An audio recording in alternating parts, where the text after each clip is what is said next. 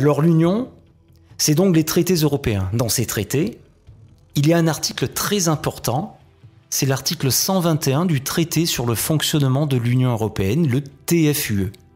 Il impose les grandes orientations de politique économique, c'est-à-dire les GOPÉ. Les GOPÉ, on les retrouve dans un document annuel qui s'appelle « Recommandations du Conseil ». Alors certains disent que le titre pourrait être « Imposition du Conseil ». Ce qui donne le programme national de réforme. C'est la feuille de route annuelle de la France qui se présente comme ça. Et c'est bien marqué « Recommandation » que l'on pourrait traduire par « directive ». Recommandation adressée à la France par le Conseil européen. Alors là, les recommandations sont de 2014 et le programme de réforme, lui, est de 2015. Il y a un petit battement entre eux, mais à bien y réfléchir, c'est un copier-coller. Donc nous allons voir quelques exemples pour bien montrer que ce que nous vivons tous les jours, même si les médias n'en parlent jamais, c'est ce que l'Union européenne décide pour nous. Alors pour la loi Nautré, eh bien on voit bien qu'il y a une colonne de recommandations à gauche et des colonnes d'application pour la France.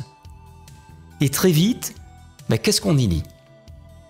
Décentralisation d'un côté, création de régions européennes et division par deux des régions, c'est ce qu'on a abordé tout à l'heure. Fusion des collectivités locales, et la France répond par la réduction des intercommunalités. Et là, on comprend que nos communes, telles que nous les connaissons, vont disparaître ou vont devoir se regrouper par agglomérations plus importantes, les fameuses agglos. Ensuite, éliminer les doublons. Et on lit transfert de compétences des départements.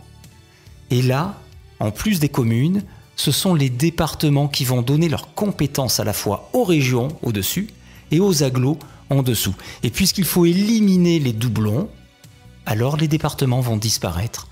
Et c'est tout notre héritage de la Révolution française qui va partir en fumée avec les communes et les départements.